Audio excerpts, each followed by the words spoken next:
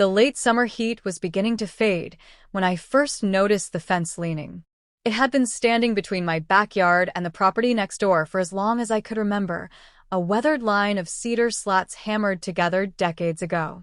Time and storms had done their work, warping the wood and rusting the nails, until one afternoon I found myself staring at a gap wide enough for my golden retriever, Daisy, to slip through.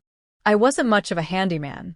Between my job at the insurance office and raising my teenage daughter, Anna, on my own, the thought of tackling a fence repair felt overwhelming.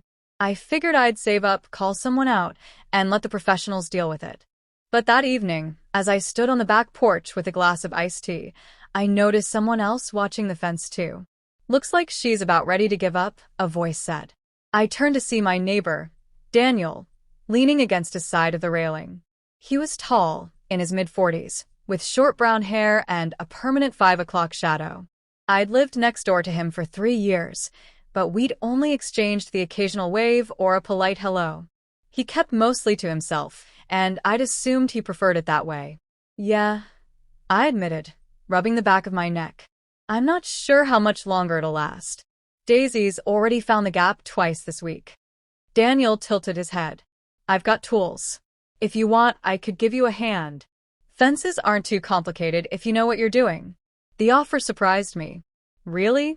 You'd be willing to help?" He shrugged casually. "Sure." "Beats sitting around all weekend." There was something in his tone, light, almost friendly, that put me at ease. I thanked him, and we agreed to start Saturday morning. That weekend, Daniel showed up at my door with a toolbox and a pair of work gloves. The sun was already hot, and the smell of cut grass hung in the air. For the first hour, everything felt normal. We pried off rotted boards, measured new posts, and settled into a rhythm.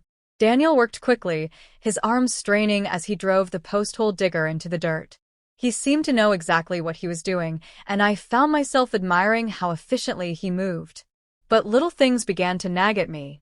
The first was how often he glanced around my yard, not just at the fence, but at the porch, the sliding door, even through the windows when he thought I wasn't looking. At one point, Anna came outside to ask me something, and I noticed his eyes follow her a little too long before he smiled and went back to hammering nails. It wasn't overt, but it unsettled me enough that I kept closer to her the rest of the afternoon. The second was when I went inside to grab us some water. When I came back, I caught him near the side of my shed, the door cracked open as if he'd been peeking inside. He stepped back quickly and muttered something about looking for a level, though all his tools were in his own box. Still, I brushed it off. Maybe I was overthinking. Maybe he was just nosy or curious. He was doing me a favor, after all.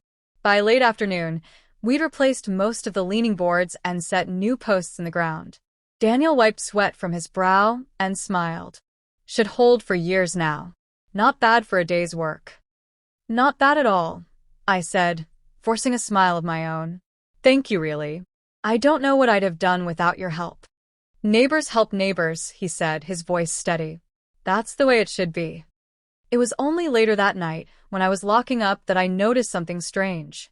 The gate latch had been moved. Normally, it closed with a rusty squeak, but now it swung smoothly, almost too smoothly, like someone had oiled it. I hadn't touched it. Neither had Anna.